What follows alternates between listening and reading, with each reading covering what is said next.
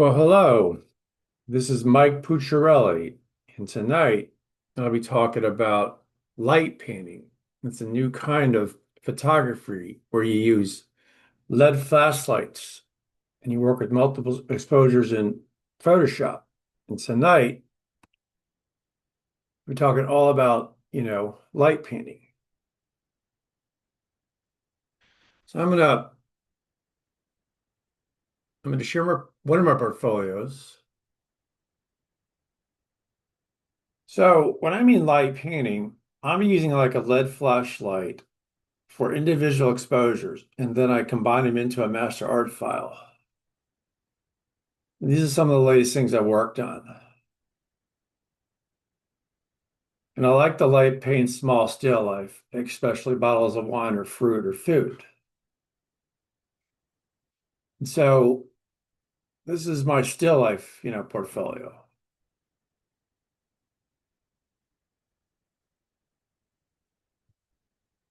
I can also light paint larger stuff like cars and tractors. So, this is being recorded, and this is a tractor I did in Colombia. And then many exposures combined to get the final art file.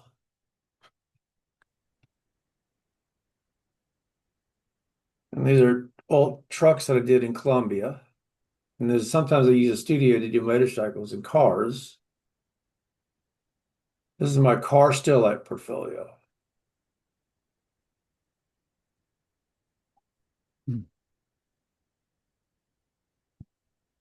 So we're going to talk about some light painting equipment and techniques. I'll be showing some light painting diagrams. And I'll be talking about the camera settings that it refers to the Canon R5, R6.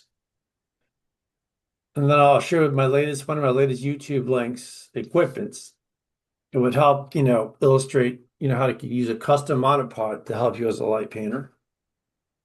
And then I'll have two Photoshop demos where I'm just talking about Photoshop and how I use, JPEGs to get the final art file.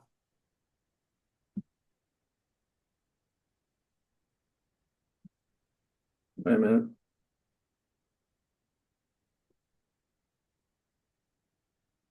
Okay.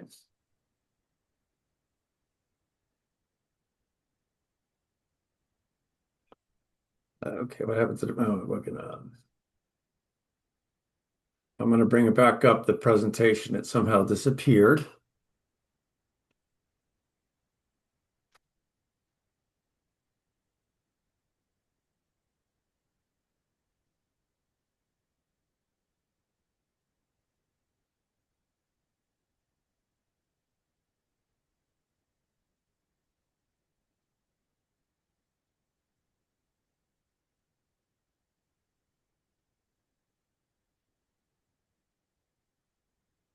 We're back in the presentation where, since we're talking about light painting, we could talk about LED flashlights. We'd be talking about, white cards, black cards, gray cards.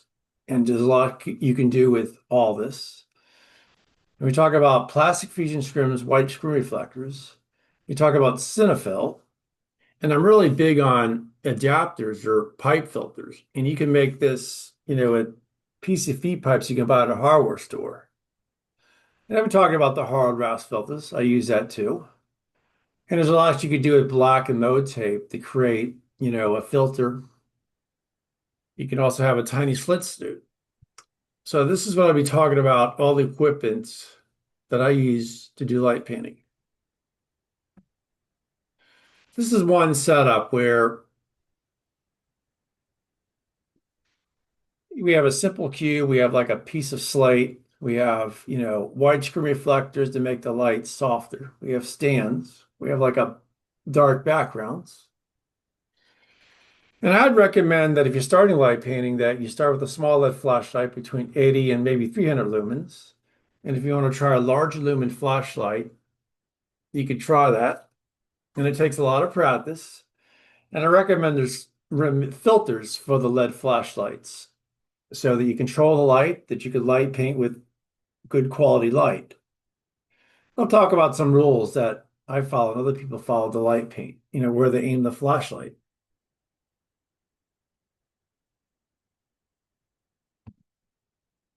This is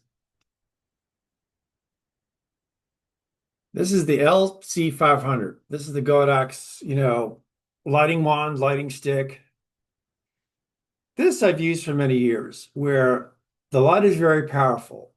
It's over 3,000 lumens. And lumen is how you measure the light intensity of the LED lights. Where I decided to make this light even bigger by putting like some wax fine art paper taped on.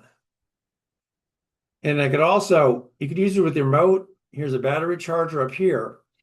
You could also screw it onto a pole to make it bigger.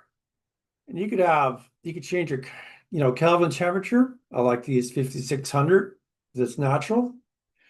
You can light a few hours with this, but you want to make sure you start with a full battery to get that few hours. And you could do a lot with the barn doors to create like a light in the background, a small still life. But the Godex lighting stick, a lot of people use this to light paint something outdoors.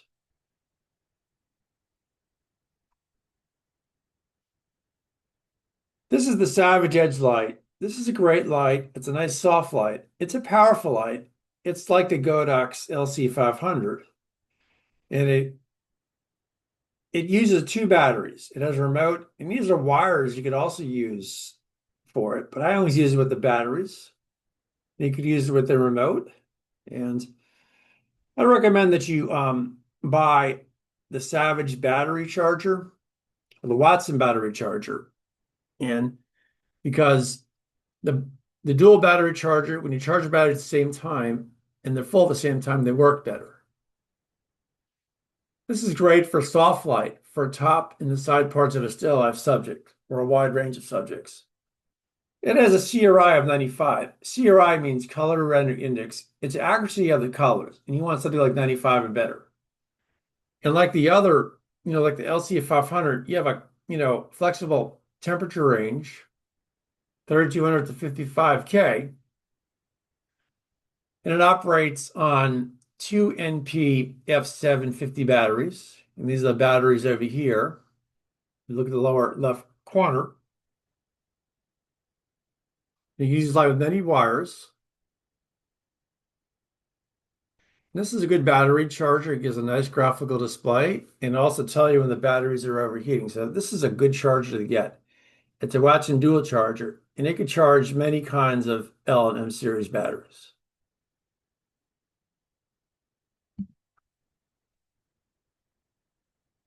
This is the SpectraLED 14, where the light is balanced to 56K. So over 600 little LED lamps in this top part here. And everything here comes with the kit. And I always recommend that you use it with the snoot stock so that you make the light more flattering, more attractive. And look at the bottom. The bottom right corner is with the snoot stock, and the bottom left corner is without the snoot stock. I've always used it with the power supply, three-prong plug. I never use it with the V-mount battery because those are probably, I did some research, those are more expensive than the light. And you have a good power dimmer for controlling the light, but I always want to use it at full power so I have consistent light. And the snoot stock is great for making the light softer.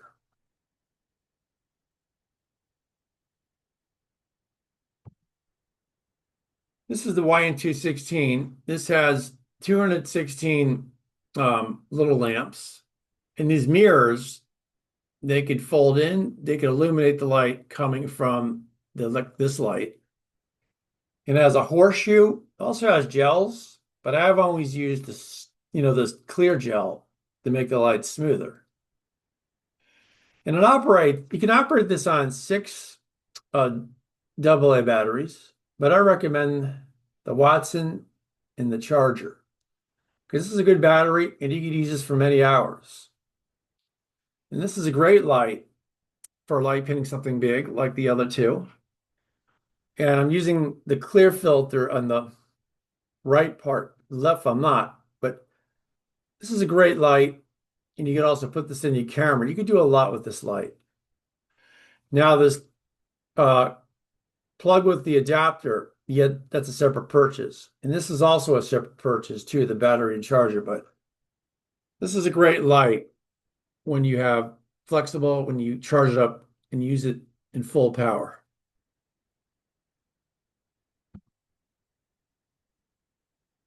This is a Savage LED 204.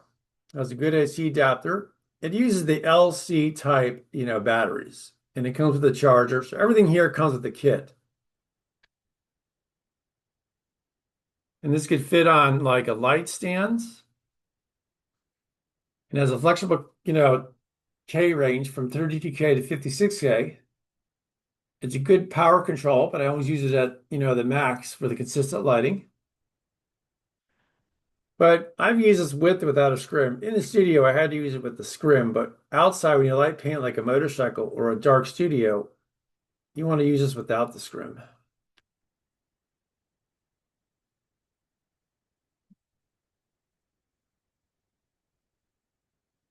This is a CN travel light. Same idea, soft light, battery charger, battery, battery. And you could screw this on a light stand like the others. It has a flexible colorable temperature range, 32K to 56K. Flexible power control. They're over 1500 lumens, but this is a powerful light when it's charged up. Use the same battery, L series type.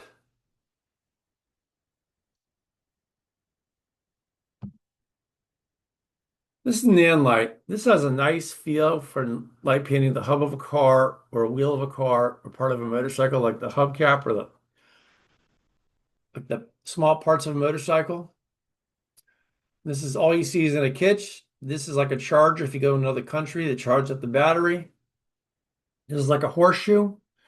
And you could screw this on a stand that has a 3/8 stud measurement.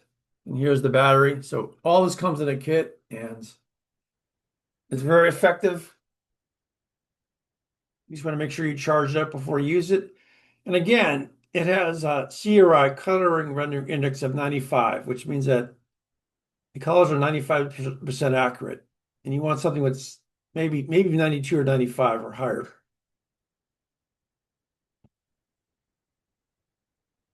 These are all my LED flashlights. A lot of times I like to use the Coast or the E-TAC, and they're all good. They're great for light painting something small, especially the ones with the lower lumens.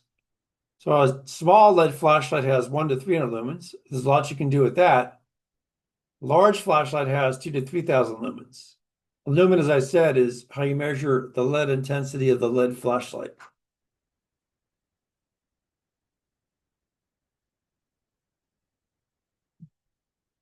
These are some tools you could use to create your own filters. This white thing here is a PCV pipe. You just get a hacksaw and you just cut it at a 45-degree slant. And this sand block is used to sand away the rough edges. And you connect it with duct tape, and you want to surround it with black duct tape. And so you can buy all these tools at a hardware store.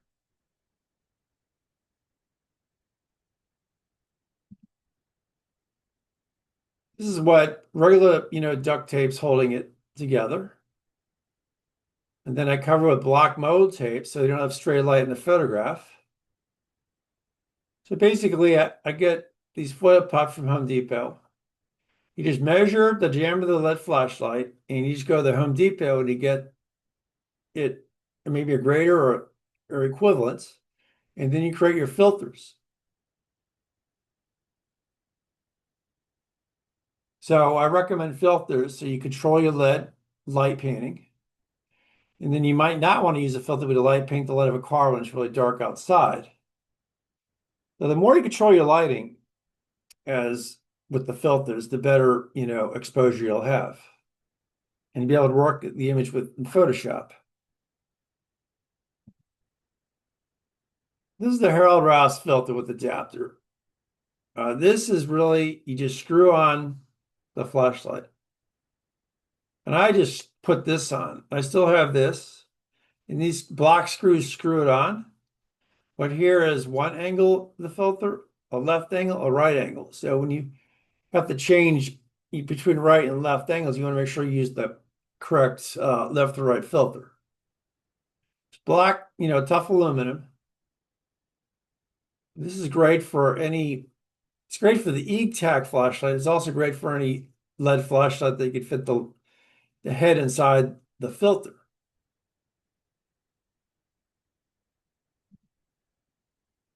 So this is all you do is you attach the filters on the LED flashlight. I'll talk about this later that we swing in a pendulum motion. You don't want to aim directly at the subject. You also don't want to aim directly at the camera. And if you want to emphasize more texture, you go slowly. You want to think of the direction of the light. You want to think of the edges. You always want to make sure you shoot with a full battery and a LED flashlight. You want to make sure everything works, your electronic works. Some people, what they do is when they use a LED flashlight, they take a gray card measurement.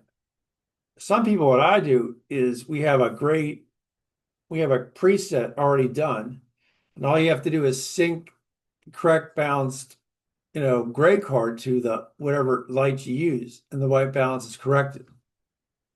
So both are good, but I'd rather just have use the preset that are already predefined. So if I use whatever light this is, I just sync the white balance, I load the settings and I just sync all the properties. And I'll talk about, tripods and cable releases later to hold the camera still.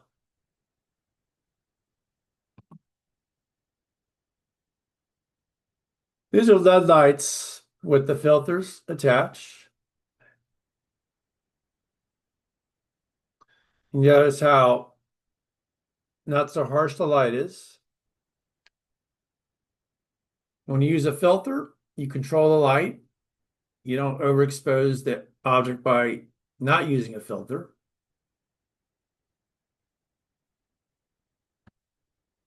And these are without the filters. You see how harsh the light is without the filters.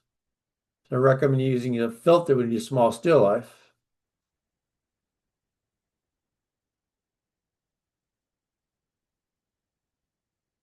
These are my camera cases. And these, I have several of these. I have several LED flashlights with some of the filters attached. They're cheaper than the average camera case. They're sturdy and tough, and they don't take up a lot of space. You can buy these at any computer store.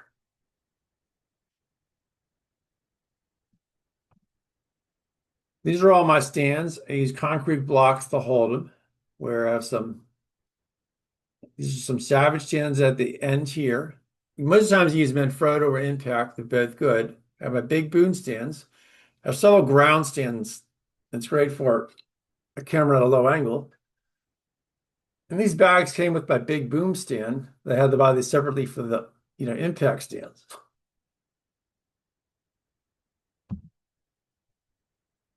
These are my white silver reflectors where if I want to bounce in light in a dramatic way, you use a silver part, but then you use the white part to bounce in light in a soft way. And this is great. I sometimes use in a studio, I just like to use the white part and just when I use a LC500 to make the light softer.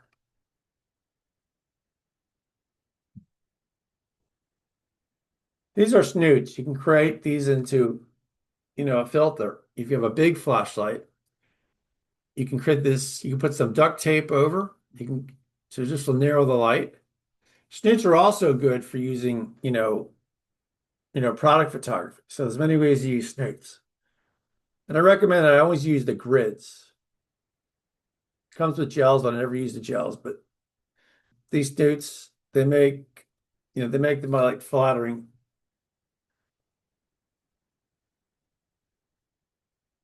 Now these are table supports where I had a table and it was falling apart. I decided to keep the legs because these legs are sturdy.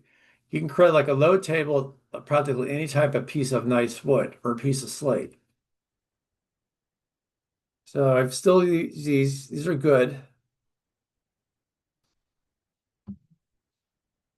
Sometimes I used to have stools, but the arms fell off. I didn't want to throw away the stools, so I sawed off the arms. And these are great for a regular table, a miniature table, and also a low table. You could do the same thing with a crate. You could hold something, you could put something in as a container, and same thing with the bucket.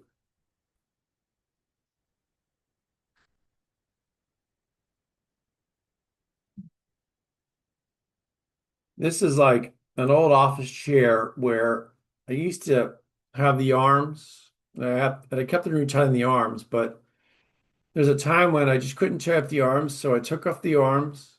I threw away the arms, and now I just have the stool. And this is a great low table. You could also have maybe a model sit in this. So I still have these. These are good.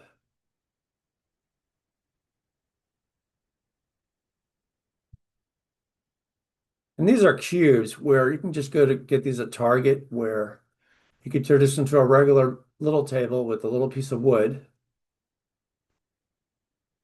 You can put a piece of plexiglass, you can put a piece of shelf wood, black plexiglass. This is a concrete block. Like in the other diagram, I showed how I stored stands, but you could stand this up. You can have like a piece of foam board pressed between the grooves. So this is a great, support for like a background.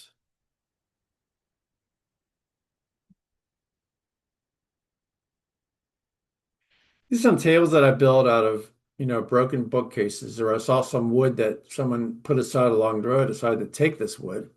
These are some of my tall tables. I got some other tables here for photographing like a bottle of wine. And I like to have all my tables painted black.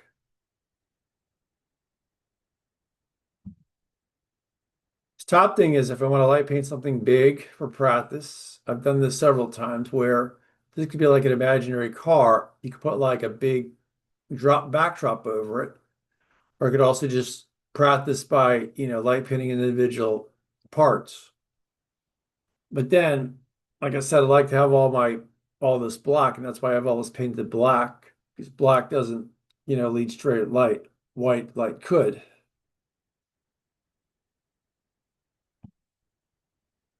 And these are furniture softwood where um, you have most of the times I like to use this dark piece right here. This is good if you want to have like a wide still life. Well, the others are good too with the texture. And then you have placemats. I like these a dark placemat if you want, maybe a bottle of wine and maybe a thing of cheese or grapes. So this is good for like a tall but not so tall subject. These are my backdrops. I gotten some new backdrops where like these, the dark backdrop. I recommend that you use like a dark blue or dark black backdrop. And then these are my big black cards where you can create a nice backgrounds. It's also good for taking out unwanted light and other types of photography. Depending on where you pair the light, you can have like a cool brown background or a gray background.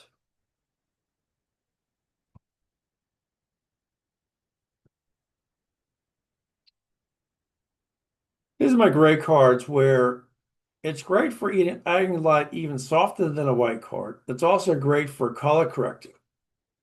And I decided to create these from, the certified professional photographer exam. I decided to get the, gray paper and staple it onto some white foam board.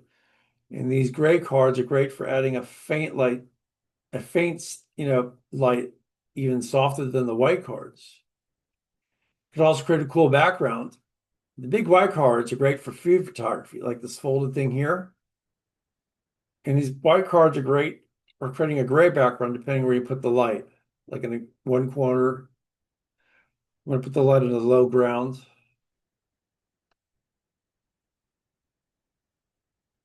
These are my backgrounds, and I got this from Imaging USA. I got this at a contest.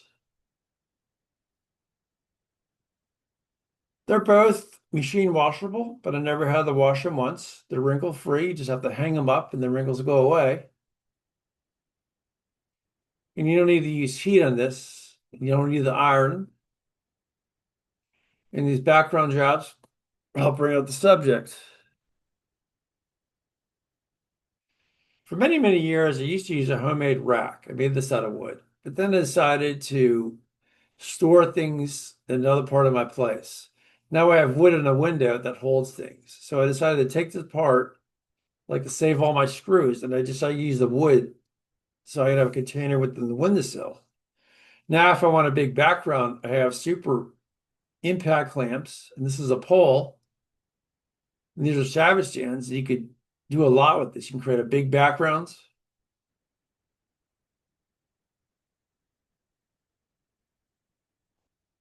So now I just use, the impact super clamps with the pole, extendable poles. These are expansion poles. They expand up to 14 feet. And it's great if you want to use a C-clamp to hold a scrim or a background. There's a lot you could do with these expansion poles, and they're easy to set up. These are my 1-inch poles, like for the black plexiglass. I like to use these. You could also use this as a background with the super impact clamps. And the same thing goes with the extendable poles. And these are the impact extendable poles where it has a spigot. It has a 3/8 and a 5/8. So you could just use either size. A lot of times I just like to use the 3/8 stud. And you could screw this on, like in the other grams, the LC 500, anything that has the 3/8 female hole.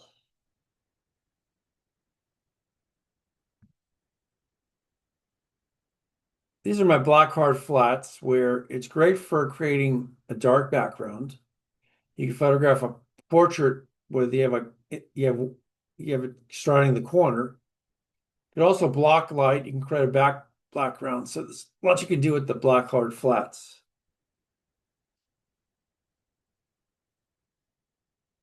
These are other backgrounds that I created where one of it's white paper and one of it's black. There's a lot you can do with this. And this is just, let's see. And I just have this on wood screwed on with L brackets with wood screws. And the same thing with this.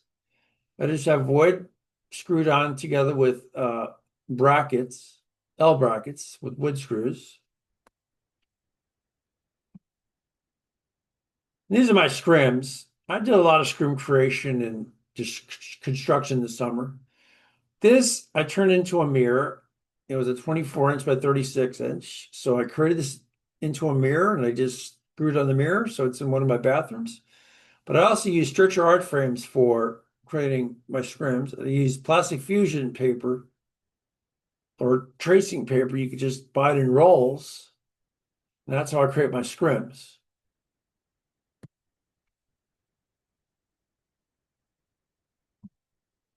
These are my two 6-foot scrims where they're big and all you could do is lean them on a table. You don't have to use a stand. You could use a stand if you want to, hold them up, but you could just lean this on, the lights. And this is wood connected by L brackets with wood screws, and I have the fusion paper stapled on. Now, most of the times in the studio, I like to use a camera stand. And this is like a boom where you could change the angle. And I had to buy this separately, but I bought the stand that came with this. But then I did buy the Manfrotto 3-pin head. So this is a good thing for lighting painting small still life. But for outdoor photography, I like to use a tripod where I'm using the open, gimbal, where this is great for landscape. It's great, really designed for a telephoto lens, but you could also use a standard lens on this too. Want to make sure you buy plenty of plates that fit in. So this is great for holding the camera still outdoors. And the camera's great for holding the camera still indoors. A lot of times I like to start with ISO 100 using a camera stand or a tripod.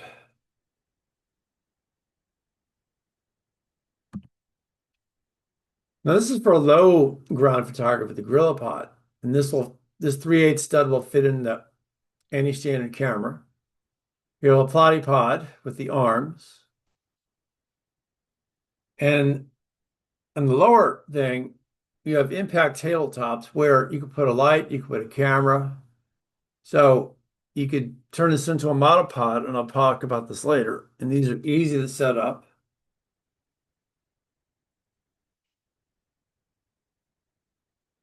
I'm going to talk about it now that, or soon, that this is like a platypod plate. This is a camcorder plate.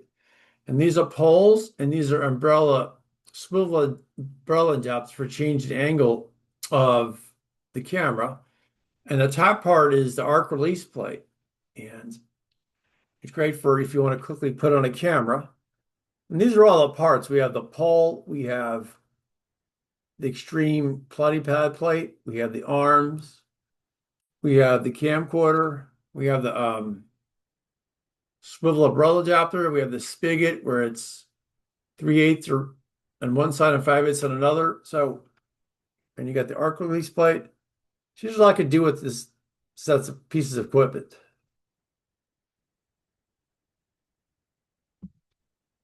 This is my cable release, and I like to use my cable release when I'm outdoors. When I'm indoors doing light painting, I just like to either push the button firmly or just use a remote where you can maybe 15 feet away and everything's operated by batteries. And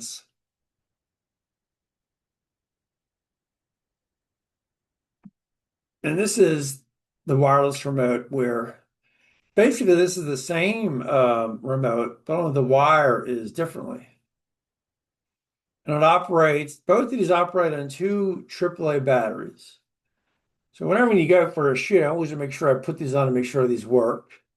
I want to make sure I don't lose the wires. Think about the wireless shutter remote that a lot more distance, 80 plus meters. You have 30 channels to work with. It has a bulb timer, and I like to use this as bulb mode when I do light painting, since we're talking about light painting. A lot more flexibility than the wired cable, a lot more things you can do, flexibility. You can be far away from the camera. And the small transistor here, this will work in any modern, camera. And they make these for all cameras.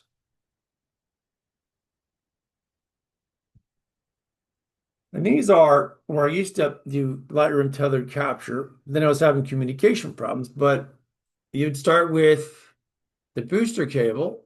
I would use either the R6 or the R5. Back then I was using a 7D, but been using the R6 and R5 for the last 2 or 3 years. Thing about the 7D and R5, they both use the same cable release. So if I go back up here, this cable release would fit my 7D. It also works with my R5.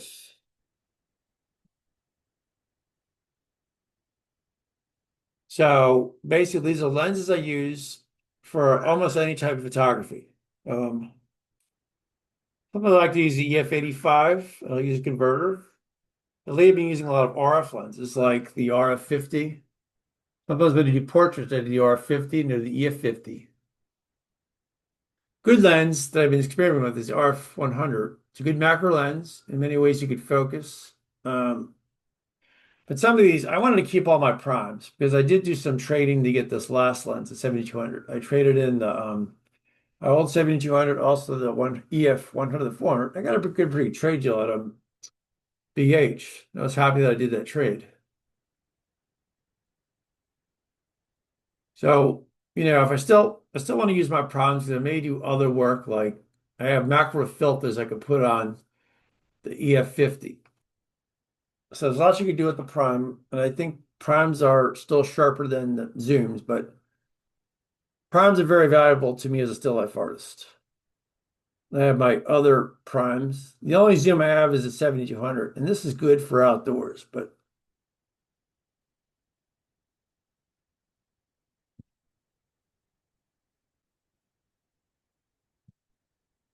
so I'm very thankful for the Canon converter. This is great for any non-RF lens. If you use an RF lens, you wouldn't have to use this, and I have like a Canon converter on all my EF primes. And I have a YouTube video with the R6, a YouTube video about the R5. So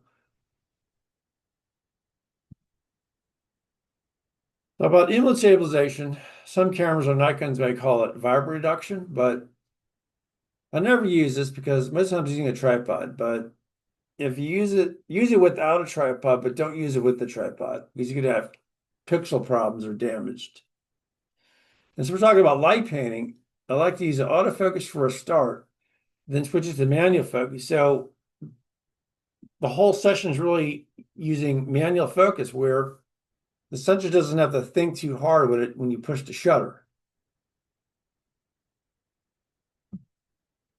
These are my old 70s. I'm going to hold on to these. I may turn one into an infrared. I've heard good things about lightpixel.com, but I may just hold on to my 70s.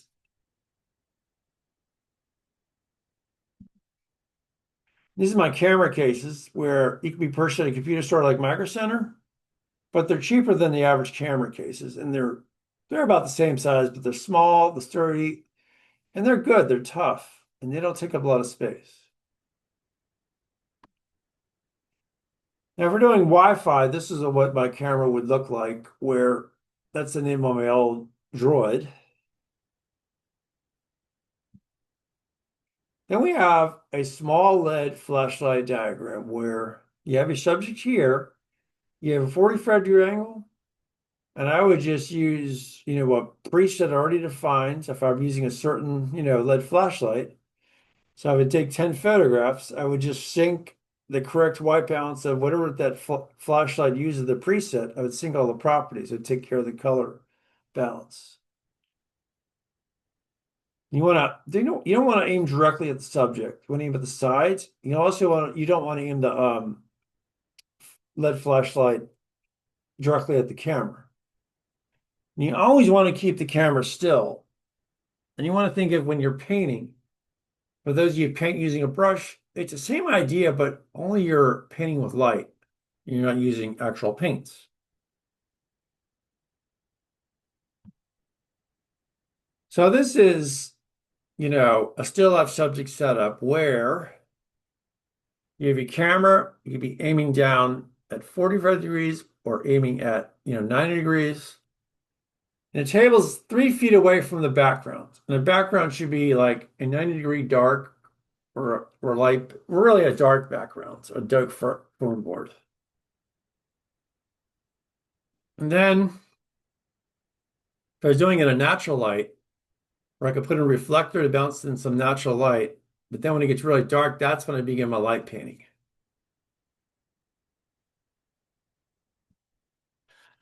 This is another same idea. It's a small still life setup, but suppose that you wanted to have a scrim at a certain angle, that's at a 45 degrees. Then you would use a LED light at the same angle. And again, the table should be at least 3 feet away from the backgrounds. And you want to have like a dark background. You could use a light, you could use dark, anything you like. The camera could be at 45 degrees or aiming straight at a 90.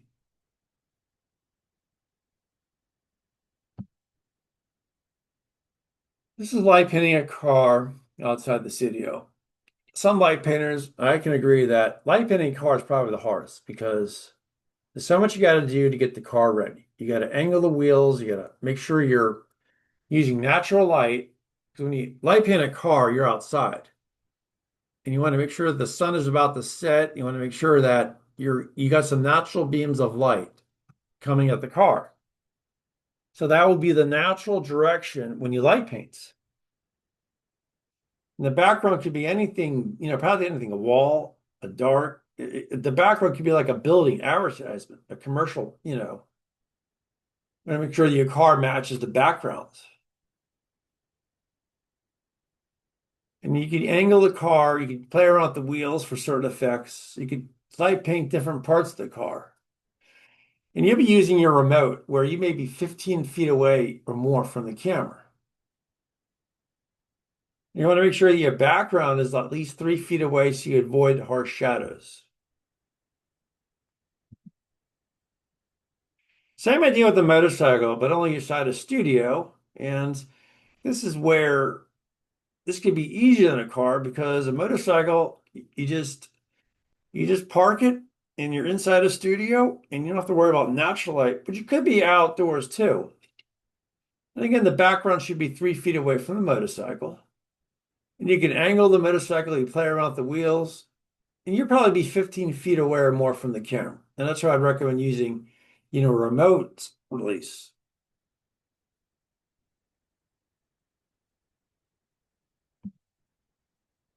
Now, let me just see. I don't see any questions in the chat, but I think I might just want to pause for questions or I can continue. It looks like there's no questions. Okay. Now, this is what the camera diagram will look like. Only instead of M, it will say B, and the aperture will be 16, and the ISO would be 100. So, and I shoot in RAW. I also shoot with the smallest JPEG in case I want to view the file on my mobile device using my Wi-Fi's on the camera. But I do all my editing in the converted DNG file. Because what I do is I take my pictures, I convert all my CR3s to DNGs, I save everything on the external hard drive, and I just delete the folder with the CR3s and delete the JPEG folders.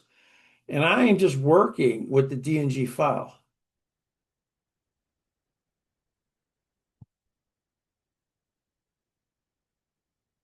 I always want to be a single shooting mode. These are great for portraits or if you're doing waterfalls if you don't have a cable release. These are all good to use, but a lot of times I just use a single shooting for the drive mode. I'm working with one exposure at a time.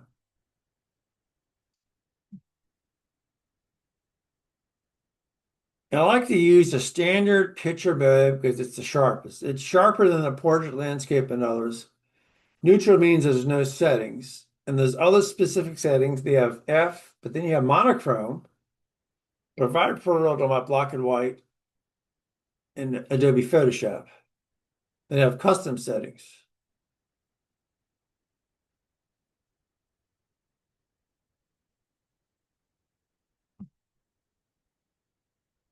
Now, there's so many autofocus modes with the R6, R5. It's a big upgrade from the 7D. When I first used the R5, R6, I was experimenting with, the zone autofocus. And then I started using the expand area within, where you can move the cursor and it'll be sharp, and then the places outside the cursor will be, but the sharpness will match the sharpest point of the photograph. And these others are good to use too. The bottom one, tracking, that's AI. I don't use that too often. Then you have spot autofocus. It's great for macro photography. It's like single point focused on steroids. And then you have the single point. You get the 1053 point AF where it's a lot more than the 19 point in a 7D, but sometimes the pixels have to reset. But they improved this where that's not even a problem anymore. But a lot of times I like to use either the zone autofocus or the expand area within.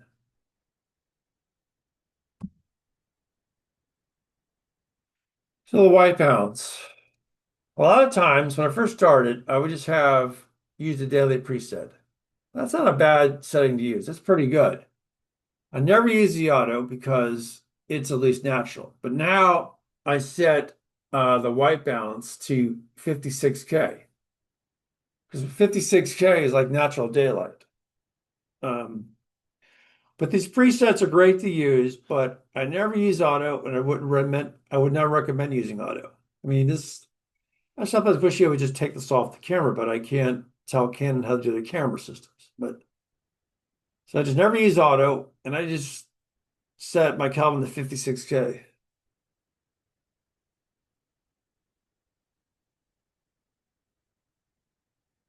High speed ISO noise reduction. To crop exposed image, I would disable it. You could use low, but standard, I never use because maybe if you use a very high ISO, but I like to disable this since I do light painting and I just have properly exposed images. So I'd rather disable this, but you can use it if you need it.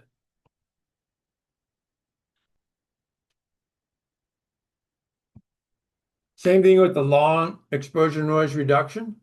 However, I disable it for public exposed image. Maybe use auto for automatic.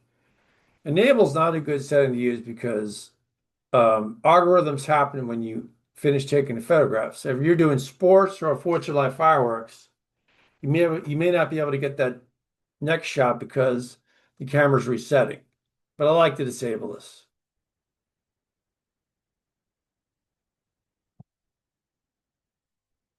You got color space where, I like to start with Adobe RGB, about 60 billion colors, and then convert it to sRGB,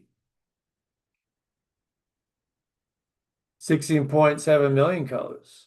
So, and then there are two ways I use the sRGB. When I copy and paste in photograph, I want to make sure I do not, check off convert the sRGB profile. When I post on the web, I do. And it's called the image processor, and I'll bring that screen up soon. I know some people start from ProPhoto, but I'm happy with Adobe RGB, then converting it to sRGB and using it in two ways. And CMYK is for printing, but there's only so much you can do with colors, color spaces. Crop back aspect ratio. Since I'm using full frame, I want to use all the pixels. I would just like to use the full option. 1.6 is great for the Sensor C lens. I no longer have those lenses. And the others are good for their needs, but you don't take advantage of all the pixel power of the camera. That's why I just want to use full.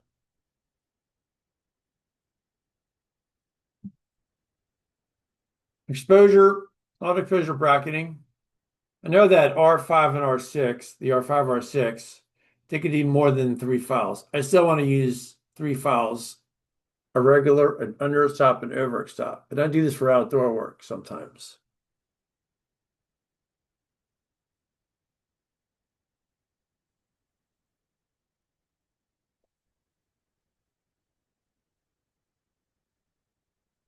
Continuous AF. When I first bought my R6, the thing would be on by default. So I turn on my camera to start focusing.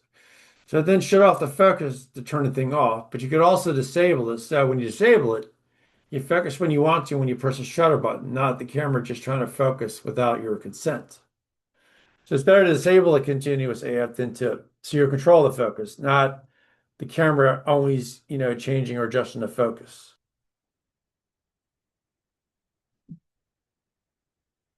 I use 1/3 for everything. I use 1/3 for ISO, 1/3 for shutter, and 1/3 for aperture.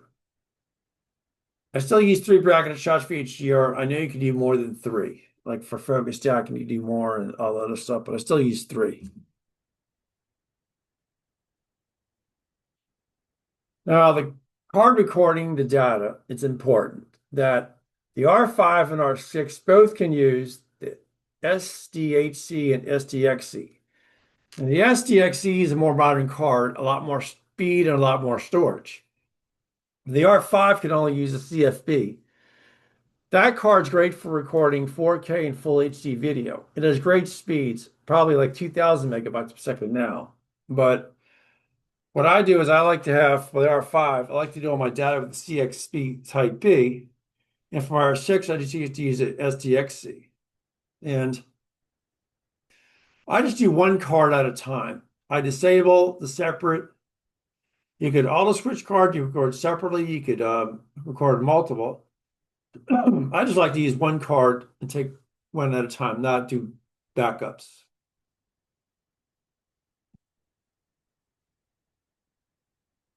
Now, there's image quality of the R5, R6. On the right part of the page here, it's the R5, it's 45 meg. On the left, it's the R6. See that the R5 is about twice as big as the R6. And I always want to use condensed raw. And I only want to use the JPEG if I want to see the photograph on the phone. And then what I do is I convert all my CO3 files to DNG, and I only work with and concerned with the DNG files.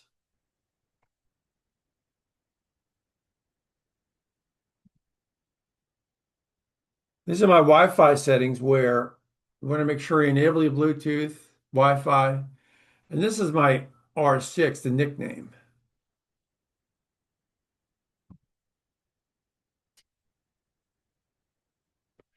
This is with Wi-Fi with the Droid where um, you do something with the phone, you just with the camera, you just wait for a connection. And you want to make sure you have a sturdy connection.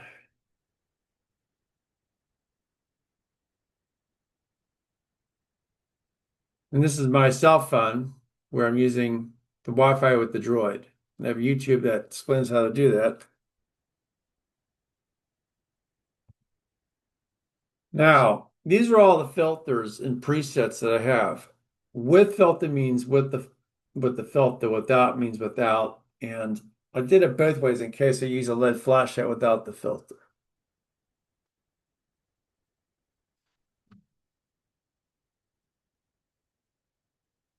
Now I'm going to just show an 8-minute video of, let's see.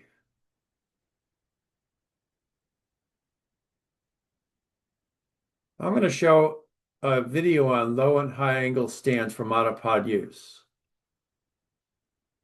A short webinar, I'm going to be talking about, low angle stands. I have a very high angle stands.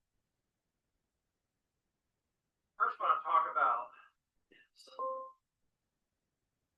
this is a very high stand. It can extend up to 9 feet. It's great for you want to attach, a Gordox lighting stick. It has a 3/8 stud, measurement. You can also turn this into a big stand for a camera. You just have the camera here. This is an impact 9-foot, stand. That's an impact 9-foot stand.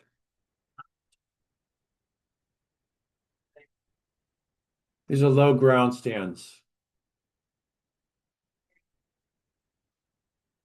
Very good. Very simple. When I was doing still life photography, you just put a light here, but you can also use an umbrella adapter impact. You can also use a platypod arc release plate.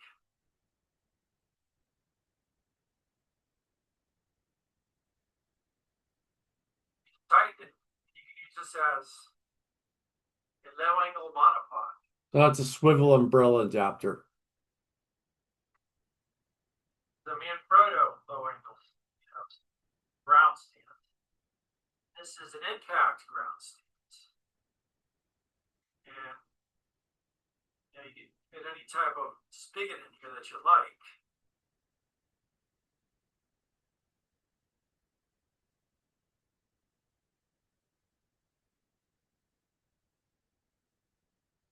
This is the impact tabletop stand. Impact tabletop stand, where you can turn this into monopod. You can also use it as a short monopod. Yeah, just put a platypod arc release plate on it.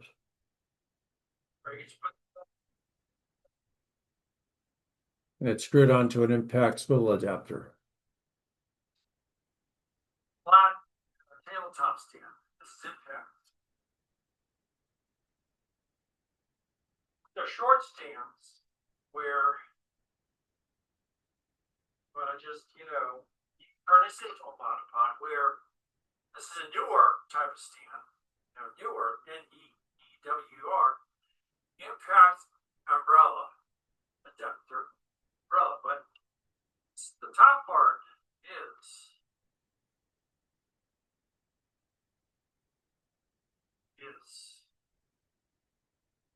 this black part is platypod arc release plate. You can turn this into a monopod. Tighten it. And you can raise it. Raise it.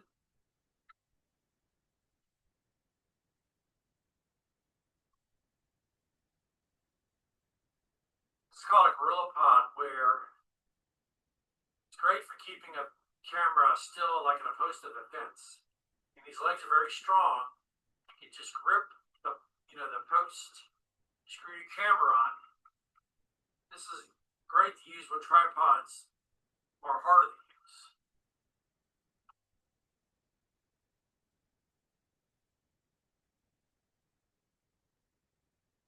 This is a custom monopod I made where this is the impact umbrella adapter. This is the spigot, and this black part is a plotting pad arc release plate. And this pole is a pole. You can screw it on. You can also, plotting pod also makes arms. They also make spigots. So, you can unscrew this. You can screw it somewhere here. Put this over here. So this could be a really low monopod. And this, is a great quick monopod.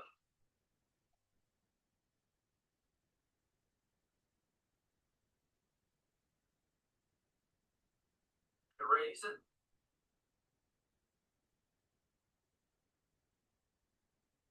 Change the angle. This is with the Plotipod Extreme plates. I recommend that you buy several arc release plates.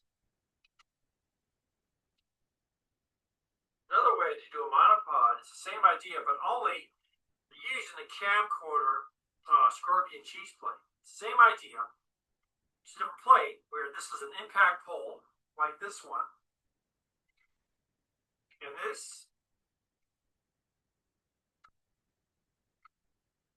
is an impact umbrella adapter. And this part up here, this black part, you have the Platypod spigot part. We also have the release plate. So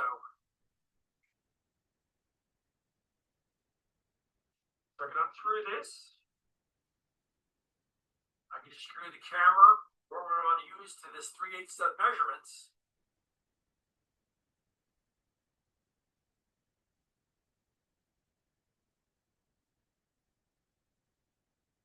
I can change the angle.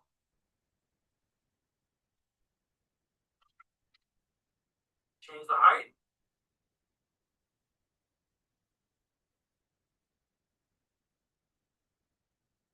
Off. And the impact umbrella adapter has the 5/8 and the 3/8. A lot of times I just like to use the 3/8.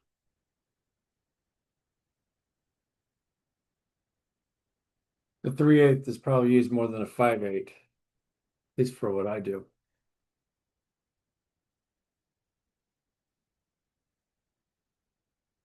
Change the angle. Yep. Also raise the height. Only this is a camcorder, scorpion cheese plate for video, but it also turns a monopod to a monopod. So, thank you for listening to this short webinar on how you can use tools to create a custom monopod, or if you want to use a big monopod, you can use a big stem. So now we're going to go back to the presentation. So now I'm going to quickly talk about how I do Photoshop, where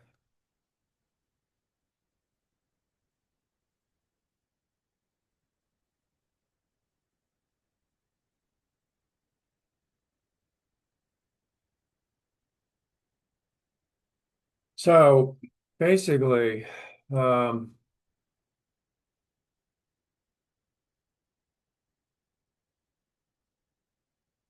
I'm disabling all these layers, and all these layers are separate copies from a JPEG.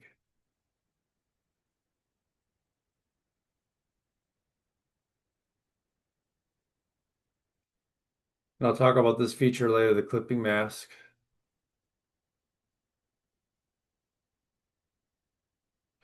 So this is the base shot, and then I turn it in to a block shot where it's the action's light painting.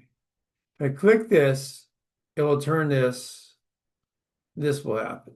And the only thing I'm doing is dragging the shadows all the way to the left. And then where this I would copy from a JPEG. So I'd open up a JPEG, I copy what I want to paste. So I do a looser selection. I do Control or Command C. And then when I do paste, and I'll be working with the layer mask of the copied, I do light painting paste where I do paste in place, and I always end in the light and blend mode. How do you paste in place?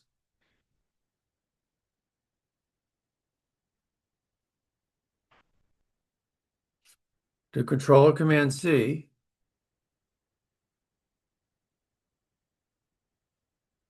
paste in place. And every time I run this action, I start with this and I end up in the light and blend mode. And then this is a clipping mask where I'm just affecting the layer below it. And what I would do, I have an action that does this, where I would just, run a levels clip, and then I would get this. So if I were to, do this manually,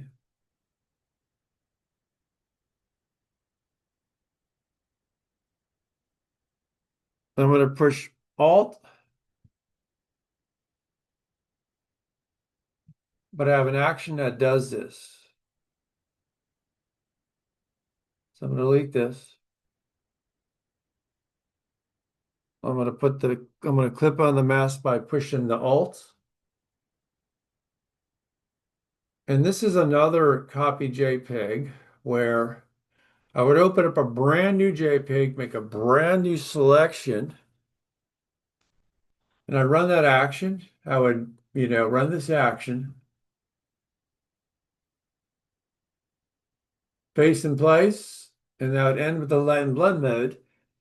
The reason why I'm using a clipping mask, because I want to, it's too what lit a little too well, so I'd clip another layer mask, and I would, I can tone it down to what I like.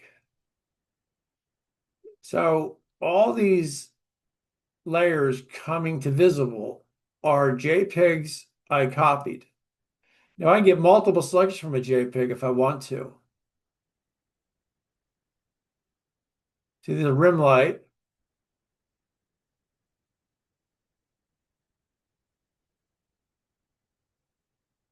The separate expose copy.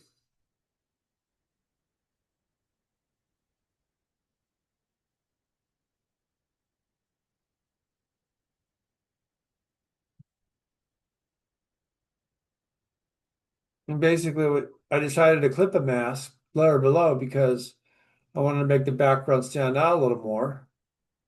And this is just a clipping, a clone layer. And so now what I can do is I can make the photograph. I could also clip this mask too, but in this situation, it doesn't matter because I'm affecting the group of layers below. I can also do this, where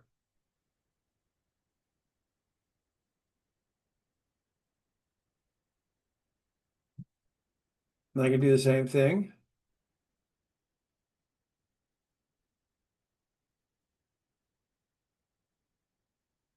I'm going to push F12. Actually, I'm going to open up all the files that I use are either in this photograph or the LC500, the Godox lighting stick, or a Coast or a flashlight or Savage Edge light. Yeah, Savage Edge light. That's that. But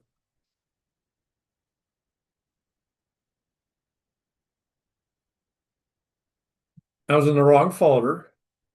All the files that I use are either the Coast, LED flashlight or the Savage light. And I like to use a Coast light, a small LED flash for the individual subject parts. And then I would use a Savage edge light for the background and top edge light and angled edge light. And I would rename these with the batch rename feature in Bridge. I'm going to push F12.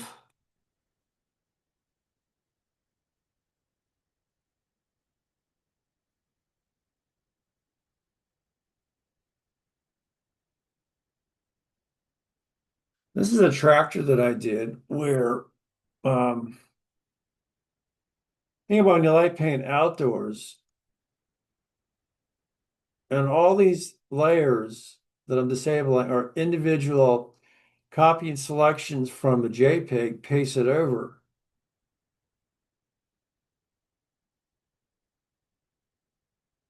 So I'll start with this file. I run this action.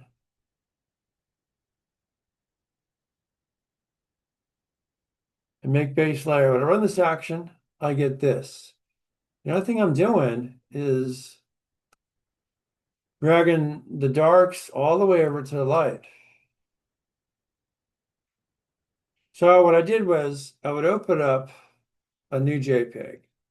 I'd select what I want to do. And I want to copy. You'd press Control C. Then I would just paste in place, and then the blend mode would be lightened where paste in place. So the first step is always pasting in place. The last place is always light blended.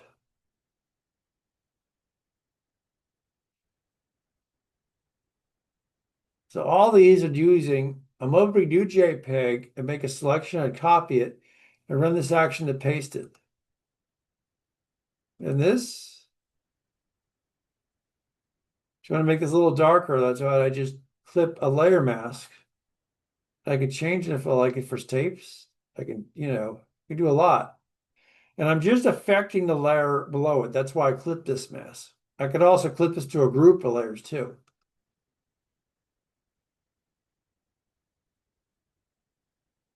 And all these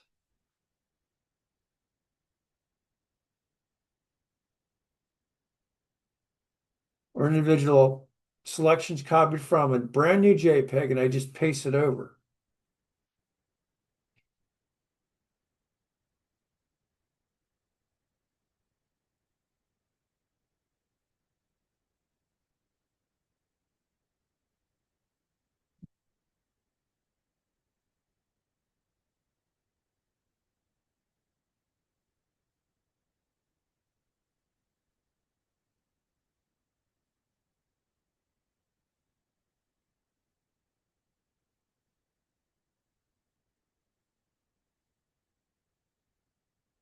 So when I was using the image processor, what I would do is I would select all my Photoshop. And if I'm going to post to the web, I want to make sure I check this. If I'm going to copy and paste in Photoshop, I want to make sure I don't check this. So if you were to copy, if you were to copy with it checked, you get an error message. I don't want that.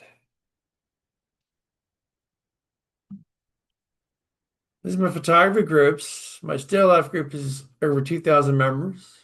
I run this groups by myself or the people and meetup clubs.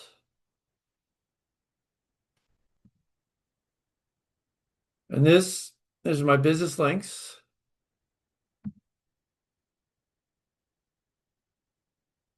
And I also have an ebook where, second edition, where I talk about all this. I talk about all the tools of Photoshop. And there's like 6 or 7 chapters. It's about 94 pages, but it's available. It's e-Kindle. And I also have something in a black and white plexus table. Since we're talking about light painting, I just want to show this.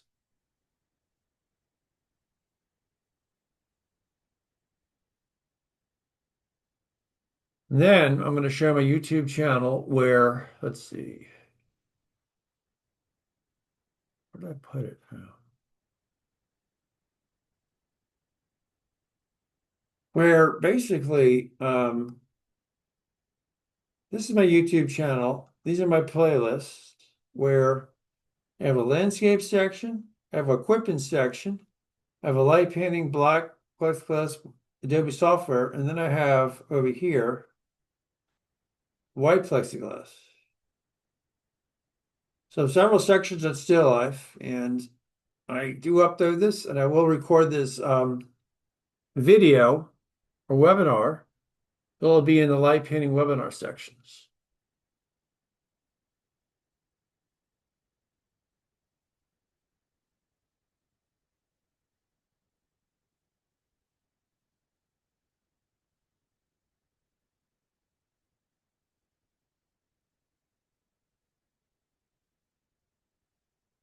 Now I want to, the end of my presentation, I want to let anyone ask any questions. Just please unmute and ask,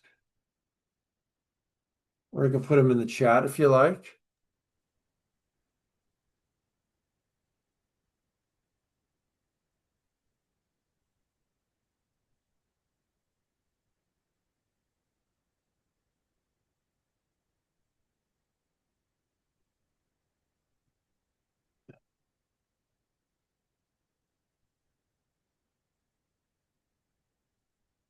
Well, I'm assuming there are no questions. We could stay longer, and I'm going to go back to the presentation. Let's see.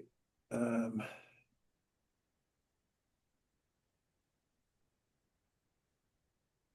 yeah, I'll put the YouTube link in the chat. Let's see.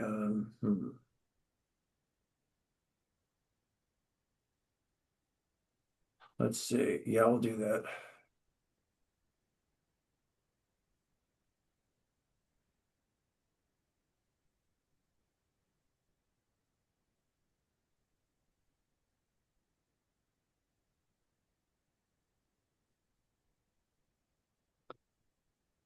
Let's see.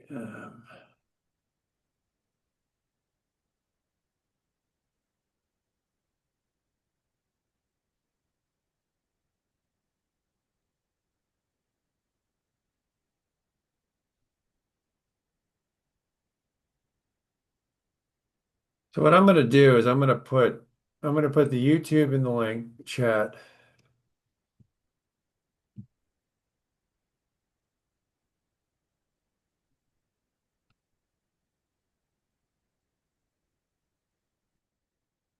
Here's my YouTube.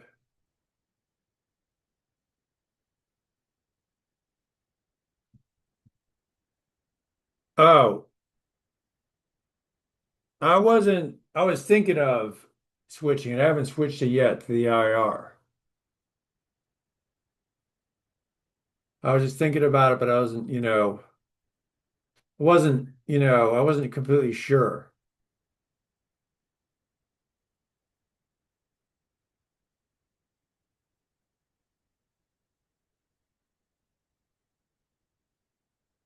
And here's my YouTube.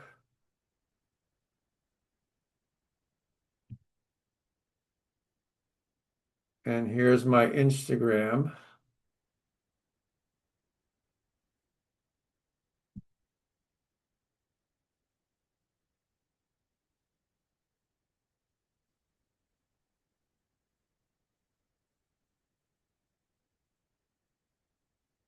Think about an IR camera.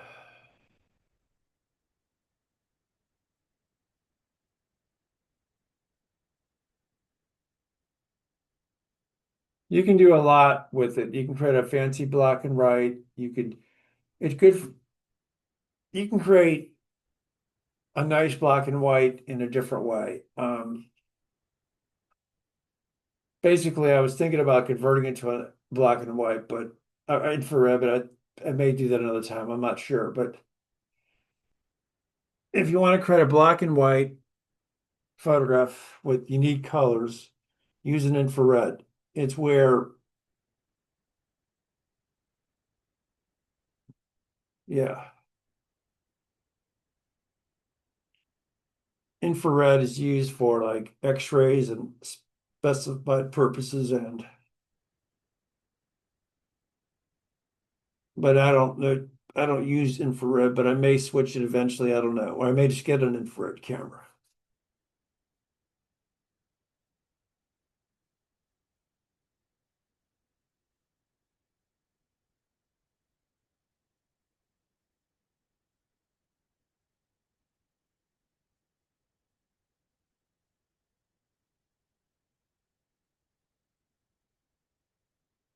I'm gonna put my Amazon e-Kindle into the chat too.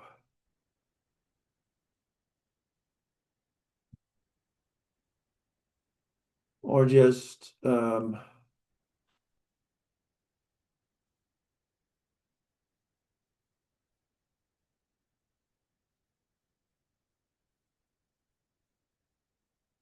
can just Google this in Amazon, and second edition will come up.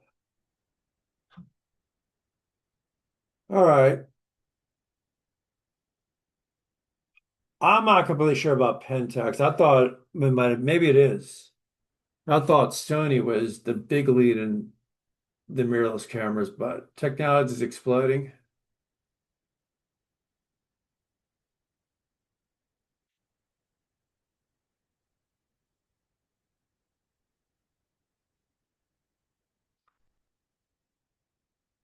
Okay. So any more questions, or we could,